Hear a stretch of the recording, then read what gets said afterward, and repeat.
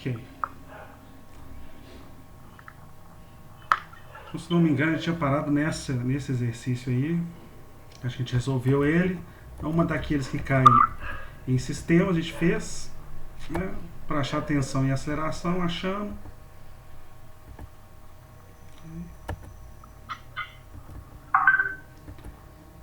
E aí eu fui dar uma olhada na lista, quais exercícios que faltava esse 11 aí, que é o seguinte.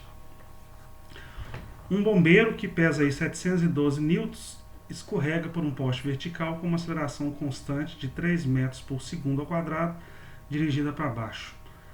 Então, qual que é a força que o poste realiza no bombeiro, né? Então, o bombeiro vai estar deslizando para baixo com aquela aceleração, né? Um dos motivos que ele está deslizando para baixo é que o peso dele está puxando ele para baixo, né? E aí, para ele não cair em queda livre, ele agarra ali no poste e à medida que ele escorrega para baixo, o poste freia ele, né? Faz uma força para cima para frear, né, a descida desse bombeiro. Então eu vou ter aí o peso dele puxando ele para baixo, tá? E vou ter aí a força que o poste faz nele para cima, aí, freando ele. Okay? A gente poderia dizer que é até a força de atrito mesmo, que existe entre o corpo do bombeiro e a superfície do poste. Tá? Aqui ele não deu nada, coeficiente de atrito nem nada, então não tem jeito de usar o atrito para calcular. Mas a gente consegue calcular essa força que o poste faz usando outras informações que ele nos deu aqui. Então, nesse sentido aí, que é o sentido onde está tendo movimento, nós temos essas duas forças, né? O peso dele puxando ele para baixo e a força do poste, né?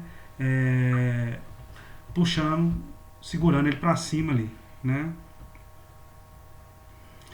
A força normal aqui é pequena e ela seria perpendicular ali, né? Ao corpo ao poste, né? Ela estaria na horizontal ali, né? Em todos os pontos ali que tem contato com o corpo do bombeiro, né? Da pessoa, né? E aí é o seguinte, e ele também me disse que ele está se movendo, né, com uma aceleração aí de 3 metros por segundo dirigida para baixo, metros por segundo ao quadrado dirigida para baixo, né? São todas as informações que ele me deu aí. E ele quer que calcule essa força que o poste faz aí, né? Bom, tudo está na vertical, eu quero achar uma força ali, essa verdinha que está na vertical, então eu vou apelar lá para a segunda lei de Newton na vertical, no eixo Y. Se você olhar nesse eixo, eu tenho aí o peso dele para baixo e a força do poste que eu quero achar para cima. Então essa força que o poste faz vai entrar positiva e o peso vai entrar negativo no somatório, né? Então tá aqui. Força do poste para cima, positiva, peso para baixo, negativo. Isso vai ser igual a massa do bombeiro multiplicado pela aceleração que ele tem no eixo. E ele está se movendo com essa aceleração, 3 metros por segundo ao quadrado, dirigida para baixo, ou seja, ela aponta para baixo. Se ela aponta para baixo, a aceleração é um vetor, para baixo no eixo Y, eu tenho que colocar lá o sinal de negativo nela. Tá? O problema me deu tudo aqui. Ele me deu o peso, me deu o valor da aceleração e indiretamente ele também me deu a massa, né? Porque se ele me deu o peso já do bombeiro, eu consigo calcular a massa desse bombeiro aí. Ok? Né? Peso é igual massa vezes gravidade. O peso do bombeiro eu já tenho, que é 712. A gravidade é 9,8, então eu consigo calcular a massa.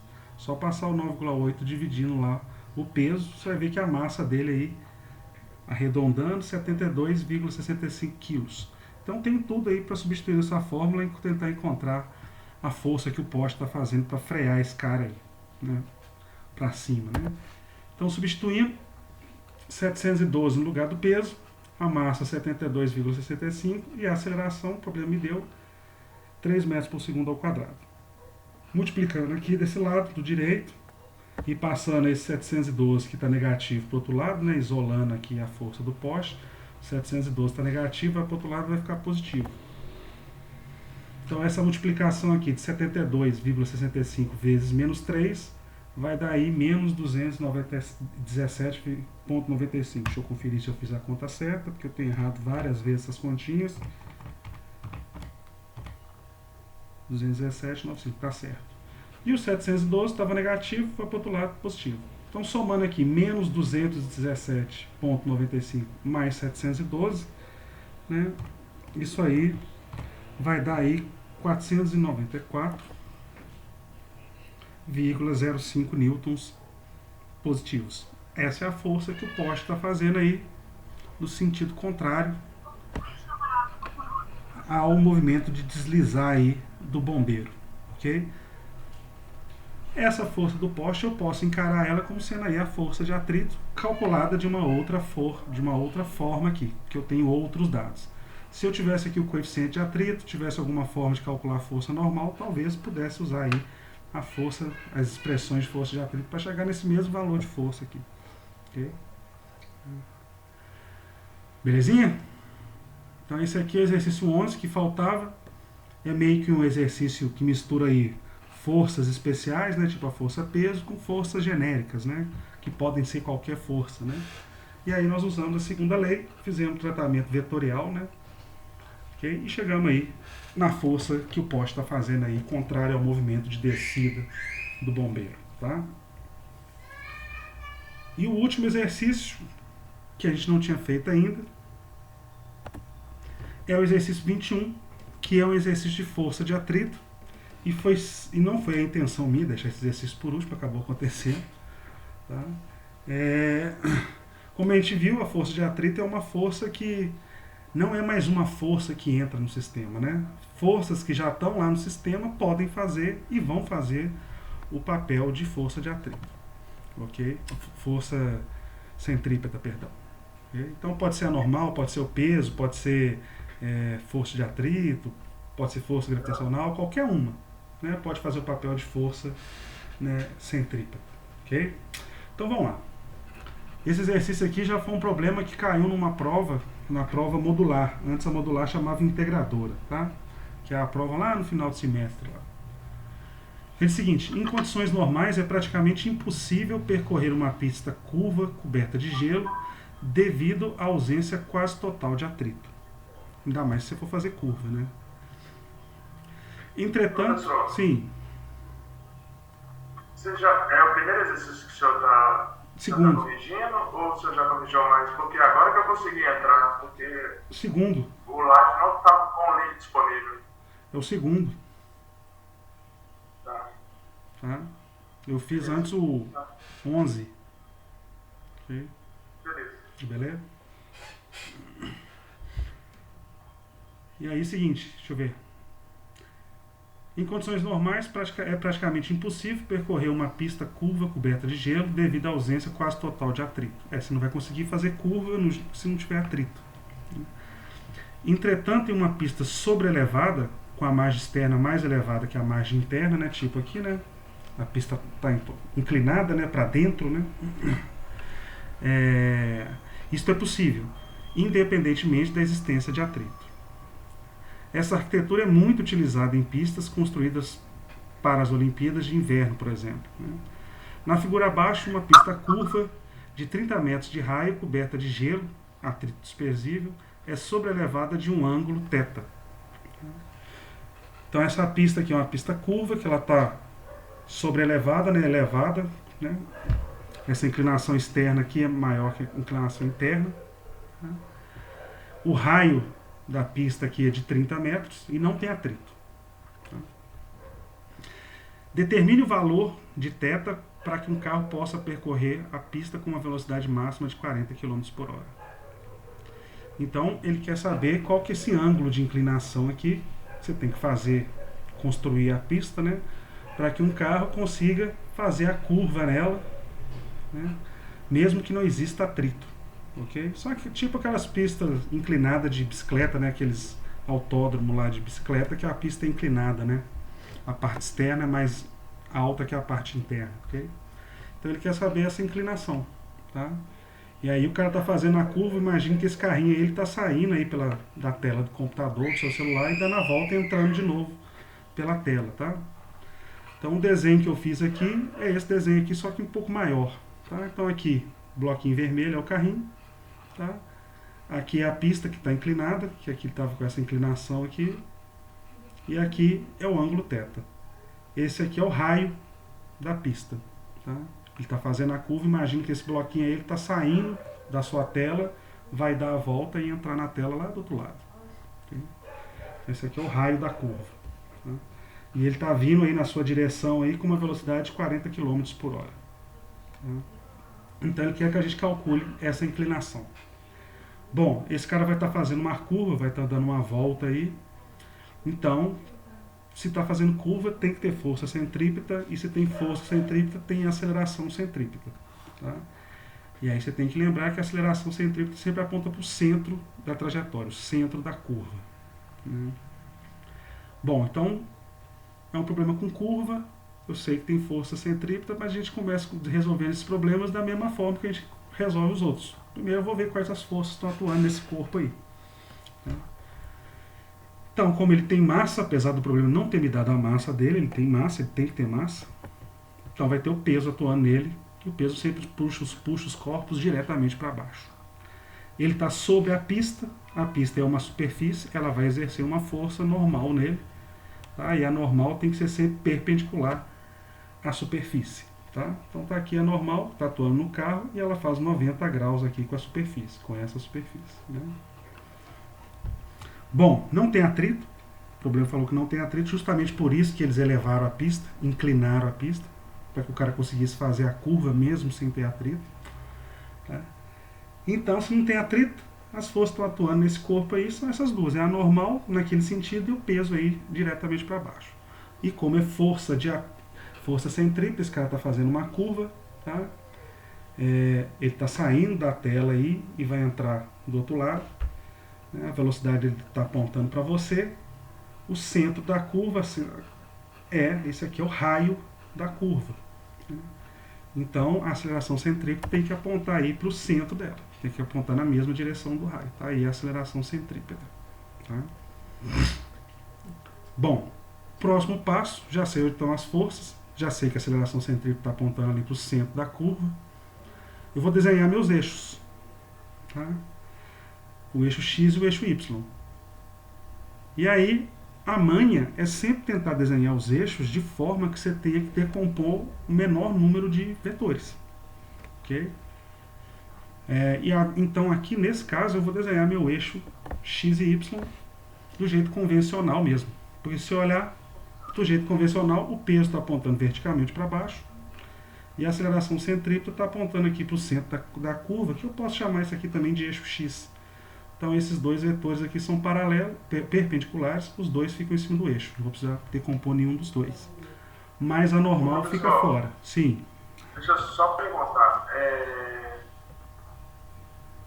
A aceleração centrípeta, ela é o seguinte, é porque não tem a tensão agora não tem mais tensão. Aqui nesse... As forças que você tem, né, para esse exercício são essas forças, é isso?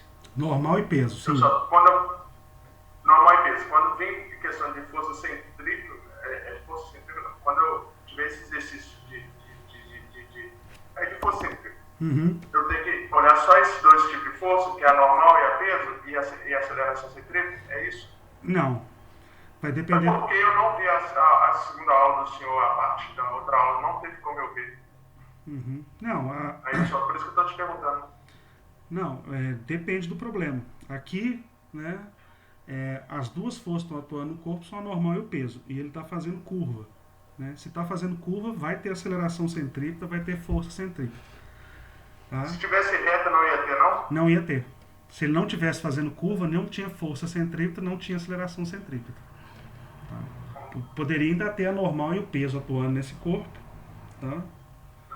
Mas... Desculpa interromper o raciocínio, só para eu entender, entendeu? Porque é o seguinte, a força centrípeta, ela não é mais uma força que vai aparecer no sistema, tá? A força centrípeta, toda vez que o corpo faz uma curva, né, é alguma força que já está lá no sistema que vai fazer o papel dela, tá? Entendi. Tá, entendi. Tipo a tensão, se fosse o caso, né? Se fosse o caso, exatamente. Quando você amarra uma pedra numa corda e gira, né, quem está fazendo o papel de força centrípeta ali é a tensão da corda que segura a pedra, tá? Entendi. É sempre a força que aponta para o centro ou um pedaço da força. Se você olhar aqui atentamente, você vai ver que uma componente da normal aqui, ó, ao longo do eixo X, está apontando para o centro. Vai ser essa componente da normal que vai fazer o papel de força centrípeta. Tá? Entendi. Beleza? Entendi. Então, beleza. Então aqui, tranquilo, viu, velho? Então aqui, achei minhas forças. Eu coloquei a aceleração centrípeta ali, porque eu sei que ela está fazendo força e ela vai entrar na jogada. porque toda vez que tem curva tem aceleração centrípeta e tem força centrípeta. Tá? E o tratamento aqui, a partir daqui, é igual a gente trata qualquer outro problema com forças e que a gente tem que aplicar a lei de Newton. Né? Então já sei as forças, desenhei meus eixos, tá? Eu vou precisar decompor o vetor. Né? Um vetor que eu vou precisar decompor aqui é normal porque ele está fora dos eixos. A aceleração centrípeta e o peso eu não vou precisar decompor nesse problema não, eles já estão nos eixos. Então isso é bom. Tá? Mas a normal eu vou precisar. Para isso eu preciso saber um ângulo que a normal faz ou com o eixo X ou com o eixo Y. Qualquer um dos dois me ajudaria a decompor. Tá? Então olha só.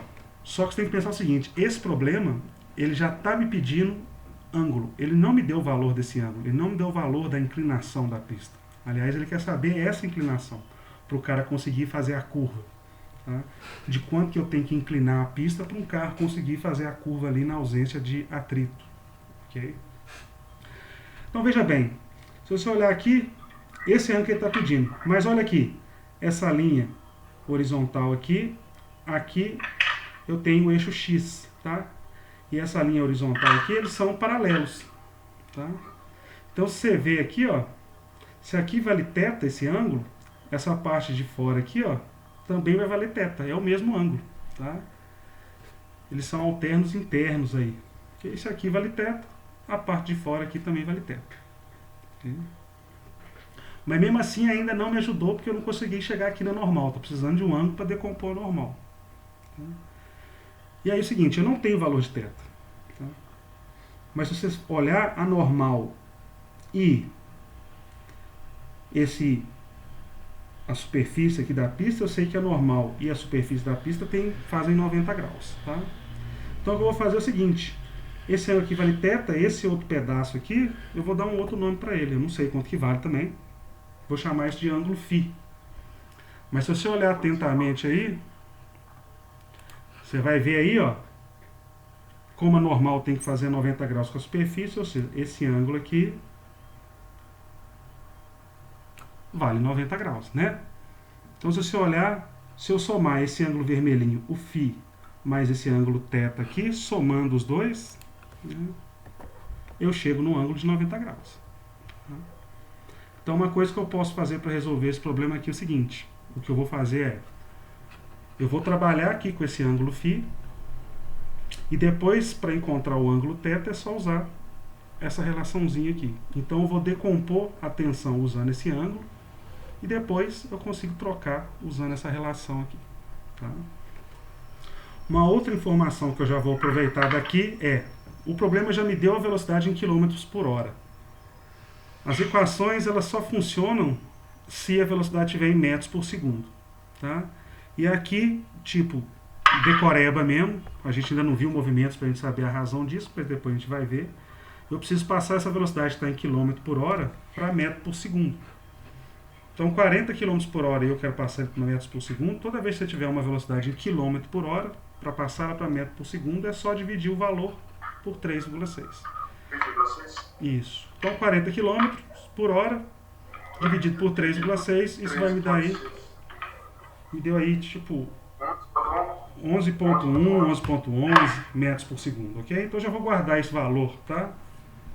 Porque uma hora a gente vai precisar usar essa velocidade aqui, tudo bem?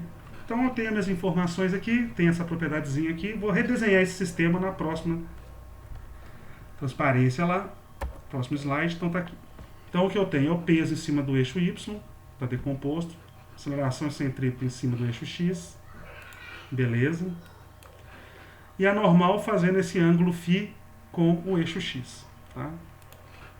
Bom, mesmo não sabendo o valor desse ângulo φ, eu posso decompor a normal. Tá? Eu vou ter a expressão ali das componentes da normal no eixo X e no eixo Y. Eu não vou conseguir tirar o valor numérico disso até por enquanto, porque eu não sei o valor da normal e não sei o valor do ângulo. Mas eu vou ter lá a expressão que me dá a componente dela no eixo X e no eixo Y. E eu vou precisar delas para fazer o somatório das forças, tanto no eixo X quanto no eixo Y. Tá? Então já vou fazer isso. Vou calcular aqui a componente NX da normal. Né?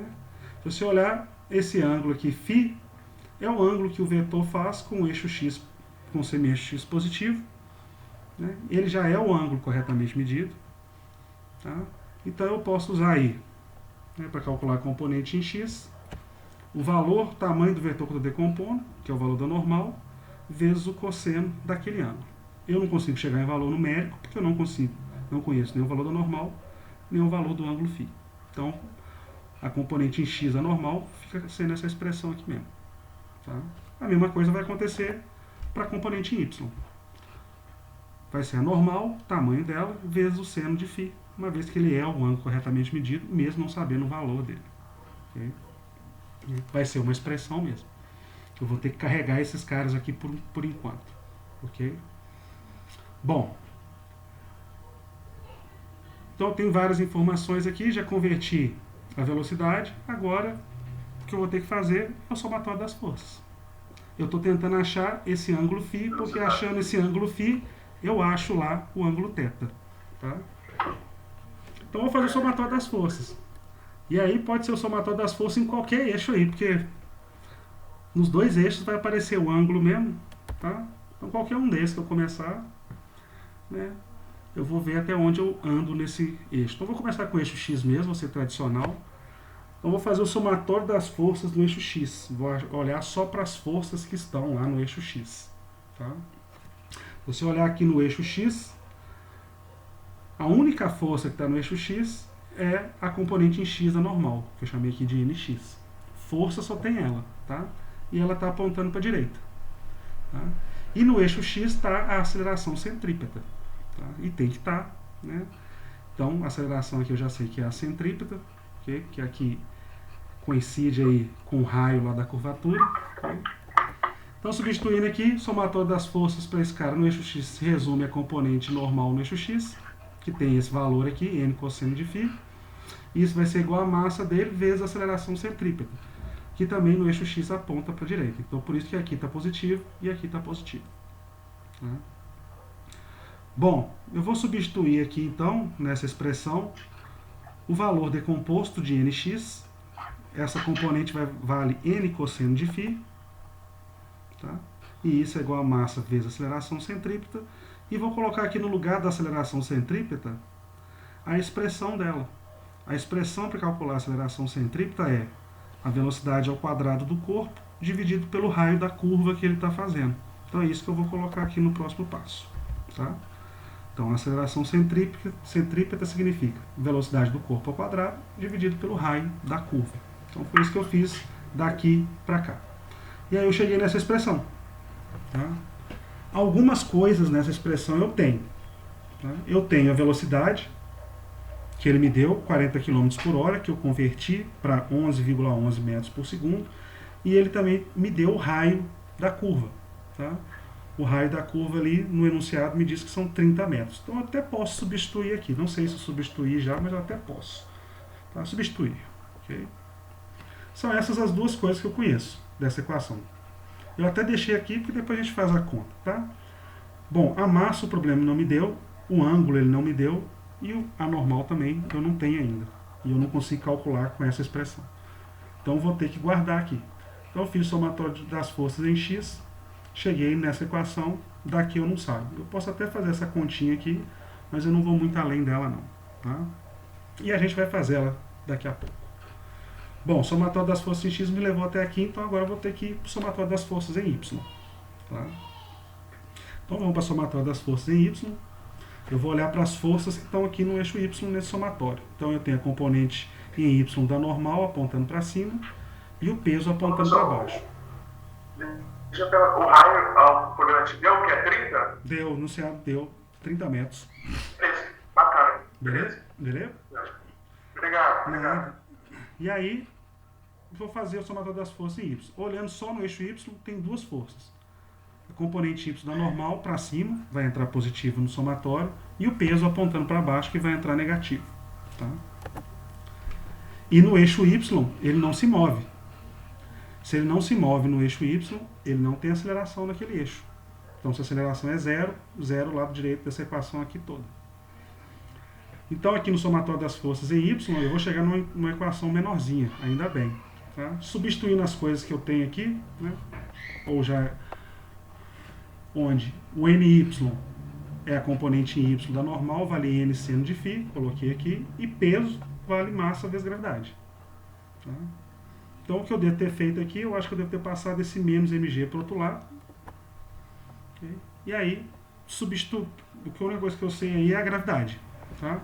Normal eu não sei, o ângulo φ eu não sei, a massa eu não sei, a única coisa que eu conheço é a gravidade. Posso até substituir aí se eu quiser. E eu fiz isso. 9,8. Tá? Então cheguei nessa equação em y aqui e dela eu também não consigo calcular nada, nem o φ, nem o ângulo, nem a normal. Okay? Então note, fiz somatório das forças em x, cheguei nessa expressão. Fiz somatório das forças em y, cheguei nessa expressão aqui. Dessas duas expressões sozinhas eu não consigo nada. Olha o mic aberto aí, galera. Luiz Fernando, seu mic está aberto. E aprovaram o aluguel lá?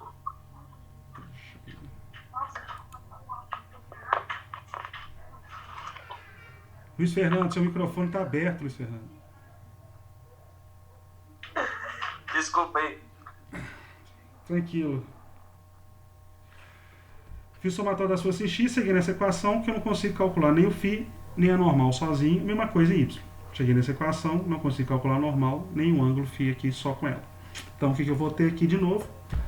Eu tenho um sisteminha. Eu tenho duas incógnitas, normal e ângulo, e duas equações. Ok? Então eu vou ter que resolver esse sistema. Eu vou fazer essa continha. Sempre que for força centrífuga, vai ter esse sistema? Sempre vai, Não. Vai ter essa situação de sistema? Não. Aqui deu. Essa conta não tem os valores, né? É. Ou não necessariamente? Depende do problema. Aí vai depender do problema mesmo. Ok? Beleza. Mas não é uma regra assim cair em sistemas quando você tem força centrípeta não, tá? Então vamos lá. Bom, o que eu tenho são essas duas equações dentro desse sistema, e aí eu fiz a continha aqui, tá? Reescrevi essa equação aqui só para ficar melhorzinho. 11 ao quadrado dividido por 30 vai dar 4,11, multiplicado pela massa fica 4,11 m. Então eu tenho que resolver esse sisteminha aqui, tá? Mas esse sistema não é um sistema difícil de resolver não, porque eu posso fazer uma coisa aqui, eu posso isolar a normal em qualquer uma das equações e substituir na outra. É isso que eu vou fazer. Eu vou pegar a primeira equação aqui, aleatoriamente, sem preferência nenhuma, tá? E eu vou isolar normal. Para isolar normal, eu vou pegar o cosseno de φ que está aqui, multiplicando, vou passar para o outro lado, dividindo lá o 4,11 m. Foi isso que eu fiz.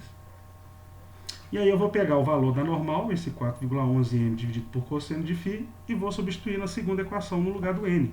Então eu peguei a segunda equação, e no lugar desse n aqui que está multiplicando o seno de φ, eu vou colocar essa expressão toda aqui, 4,11 m cosseno de φ. Foi isso que eu fiz. Então nota. Tinha normal, no lugar da normal eu coloquei 4,11 m dividido por cosseno de φ. Tá? Então cheguei nessa expressão aqui. E aí nota, eu tenho massa de um lado e massa do outro da igualdade. Então eu posso simplificar. Tá? E mais uma coisa, seno de um ângulo dividido pelo cosseno desse ângulo, seno dividido por cosseno, isso é tangente. Tá? Então simplifiquei as massas, e aí eu vou ficar com 4,11 vezes tangente de φ, que é igual a 9,8. Então isolando o tangente de φ, eu vou passar o 4,11 dividindo 9,8, e aí o que eu quero calcular é o ângulo. Se eu tenho tangente de um ângulo é igual a 9,8 dividido por 4,11, o ângulo, para você achar ele, você vai passar a tangente para o outro lado, fazendo a operação inversa da tangente, que é o arco tangente. Então, isolei o φ, passei a tangente para o outro lado, fazendo o arco tangente de 9,8 dividido por 4,11. Fazendo essa conta aí, você vai chegar que o ângulo φ dá 67,25 graus. E a gente tinha visto na primeira transparência que existia uma relação entre o ângulo φ e o ângulo θ, que era a inclinação da pista que o problema está te perguntando. Se eu somasse o ângulo θ que eu estou procurando com o ângulo φ, tinha que dar 90 graus. Eu acabei de achar o ângulo φ aqui, vou substituir nessa equação. Então, θ mais 67,25 graus é igual a 90 graus. Então, o ângulo θ, isolando aqui, passando 67 para o outro lado, 90 menos 67,25, isso vai dar aí 22,75 graus, 22,8 graus aproximadamente. Tem que ser a inclinação da pista para o carro conseguir fazer a curva nela, na ausência total de atrito. ok? Então eu consegui calcular aí, né, o ângulo de Professor, inclinação. Sim. eu entendi até quando você fez o n igual a 4,11 metros sobre cosseno de φ. Uhum. Aí depois você colocou n de seno de φ, que é igual a 9,8 metros, que seria a equação de baixo, né? Segunda sentença, né? Isso. Mas tá. Mas você tem que fazer isso por quê? Entendeu? Só para mim entender o que o senhor fez. Eu tô resolvendo o sistema aqui, né? Eu tenho duas incógnitas, que é n e φ, né? Você conseguiu resolver o n cosseno primeiro ou não conseguiu? Não, parei aqui. O que eu fiz? Eu isolei o n. Beleza. Eu isolei o n na primeira equação. E aí peguei esse valor de n aqui, ó. E substituí no lugar de n aqui, ó, da segunda equação. O n vale 4,11 metros 4,11 m dividido por cosseno. Então na segunda equação, onde tem n, eu coloquei isso. Sacou? Agora entendi. Sacou? Tá Agora aqui. entendi. Beleza. Só segura um pouquinho, porque eu estou passando pro caderno, professor. Tá. Beleza? Eu tô gravando isso aqui, eu vou pôr lá no YouTube, tá? E isso aqui já tá na apresentação já. Disponível para você no Sol. Tá. Professor, depois que o aluno copiar aí, até que essa parte matemática eu entendi. Eu não entendi aquela hora que você achou um ângulo no começo. Tá, vou Já voltar. o outro ângulo era igual na parte de cima. Pode explicar, porque aí como o senhor já tem uma aula, eu faço o caderno depois. Tá, deixa eu voltar lá no ângulo lá para você ver.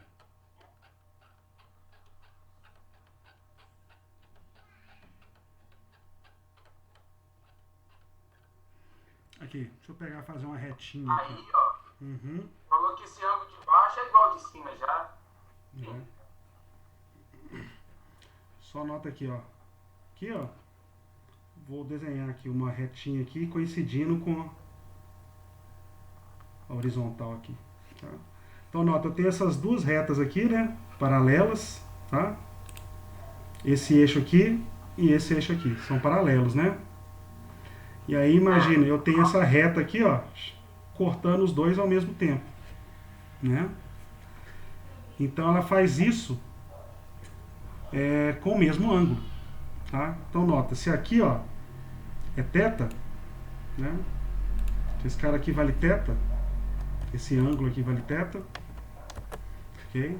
Esse ângulo aqui, ó, de cima também vai valer θ, ok? Deixa eu colocar ele lá.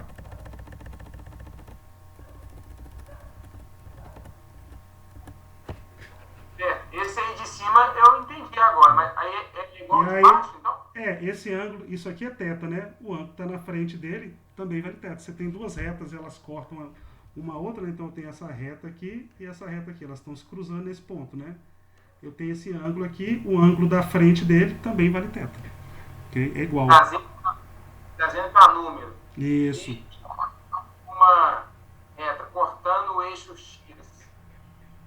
Nota essa aí, de cima para baixo, aí do segundo quadrante, o quarto quadrante, o ângulo de cima é sempre igual ao ângulo de baixo? Esse ângulo aqui, que eu estou te mostrando aqui, vai ser sempre igual a esse ângulo aqui, tá? E esse ângulo grandão aqui, ó, esse ângulo grandão aqui também seria igual ao ângulo todo grandão aqui de fora, aqui, ó. Seria iguais. Tá. Ok? Beleza? E também tem uma regrinha, tá vendo que essas duas retas aqui são paralelas. Isso aqui é um eixo X, isso aqui também é um eixo X. E aí elas estão sendo cortadas por uma outra reta aqui ao mesmo tempo, né?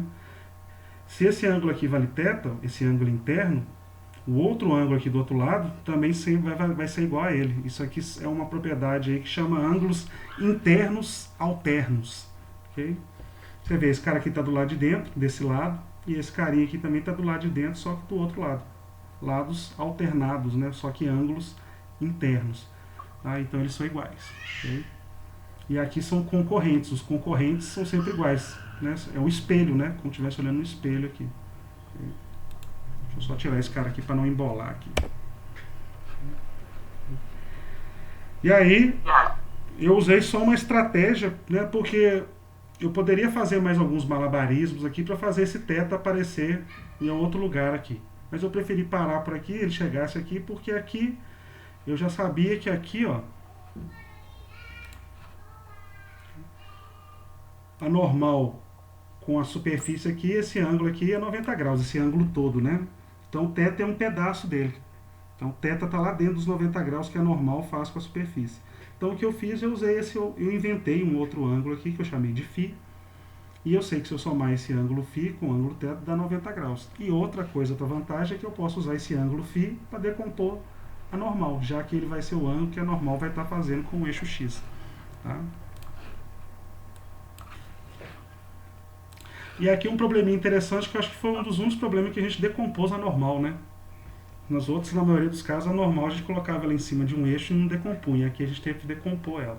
Vocês veem que essa regra de decomposição, moçada, ela é aplicada para qualquer vetor. Tá? Qualquer um.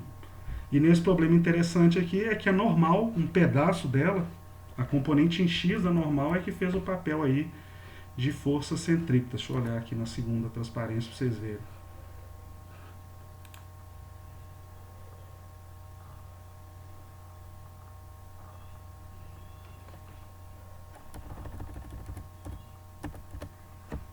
Você vê aqui, ó, componente em x da normal é igual massa vezes aceleração centrípeta. Né? Massa vezes aceleração centrípeta é a força centrípeta, ou seja, quem está fazendo papel de força centrípeta nesse problema é a componente em x da normal, porque é ela que aponta para o centro lá da trajetória. Né? Ela que faz o vetor velocidade mudar de orientação para que o corpo consiga fazer a curva ali. Tá? Mesmo não tendo atrito ali naquele problema. Né? E é por isso que eleva, né, a parte de fora da pista para garantir aí, né, que a força centrípeta exista, né, mesmo ali que falte atrito para que o corpo, que o carro, ou para que a bicicleta ou a moto consiga fazer a curva aí. Okay? Então você sobreleva ali a parte externa da pista, a pista fica inclinada. Tá? E isso é mais abrupto. Você vê aí aquelas corrida lá de bicicleta, tem umas pistas que são super inclinadas, aquelas pistas ovais, né, que os caras ficam correndo em círculo lá, e também nas Olimpíadas de Inverno, tem umas pistas que são extremamente inclinadas, justamente para os caras poderem fazer curva. Vocês já viram aqueles de trenó, que os caras descem, 3 caras entram no trenó, saem correndo, depois pulando no trenó, né? Aquela pista ali, ela é toda inclinada, tão inclinada que ela é quase que fechada, né? É um círculo assim, meio que fechado, para o cara conseguir fazer curva, porque não tem quase atrito nenhum, né? Okay. E aí foi mais um probleminha que a gente caiu aí em sistema, mas dessa vez que a gente queria calcular era um ângulo. Então eu carreguei esse ângulo φ até o final para no fim usar a relaçãozinha entre ele e o ângulo θ e calcular o ângulo da inclinação da pista que o problema queria, ok? Belezinha? Bom, moçada, esses aqui eram os 2 exercícios que faltavam da lista. Se eu não me engano, eu dei uma olhada na lista e a gente resolveu tudo. Tá? Então são esses exercícios que eu trouxe para resolver com vocês. De novidade é isso que eu tenho aqui. Agora, de resto, a gente tem vários exercícios resolvidos aí. Os exercícios que vocês tiverem dúvida, eu posso responder aqui, a gente pode fazer eles de novo aqui, tá? Revisar, ok? E aí, como parte de novidade, esses exercícios anteriores já estão gravados, eu vou interromper a gravação aqui, tá bom?